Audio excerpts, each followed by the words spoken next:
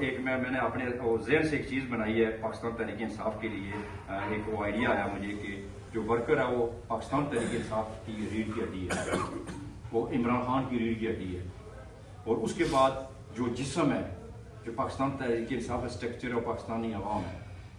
اور اس کے بعد جو پاکستان تحریک انصاف کی روح ہے جو عمران خان کی روح ہے وہ آپ اوورسیز ہے۔ اس کے بعد یہ جو ہماری سوشل میڈیا ہے یہ میرے مرشد کی خوراک ہے، یہ پاکستان تحریک انصاف کی خوراک ہے۔ اس کے بعد یہ جو انٹرنیشنل جو ابھی پریشر آ رہا ہے ہماری ریاست پہ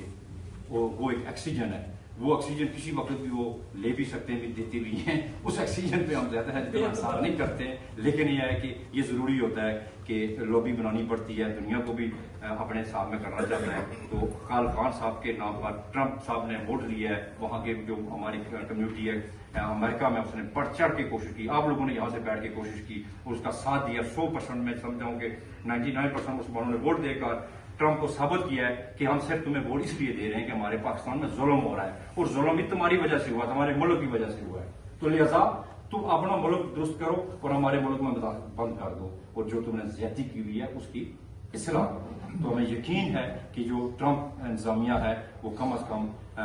شرمندہ بھی ضرور ہوگی کہ وہاں سے کیا ہوا، کس طریقے سے پاکستان کے اندر رجیم چینج ہوئی ہے، الیکٹرک وزیر اعظم کو فارغ کیا گیا اور ان کے پریشر سے وہ بندہ بے گناہ ابھی تک کیس میں ہے، اور یہ چیزیں ٹرمپ صاحب بھی سروائیو کر چکے ہیں، اور انشاءاللہ جس طرح امریکہ کی اسٹیبلشمنٹ کو شکست ہوئی انشاءاللہ سیاست سے ہماری اسٹیبلشمنٹ کی شکست ہوگی۔ ہماری یہ فوج ہمارے سروں کا تاج ہے، لیکن تاج اس وقت تک نہیں سج سکتا جب تک تم بارڈروں پہ نہیں چلے جاؤ، جب تک تم اپنے ڈومین میں نہیں آ جاؤ۔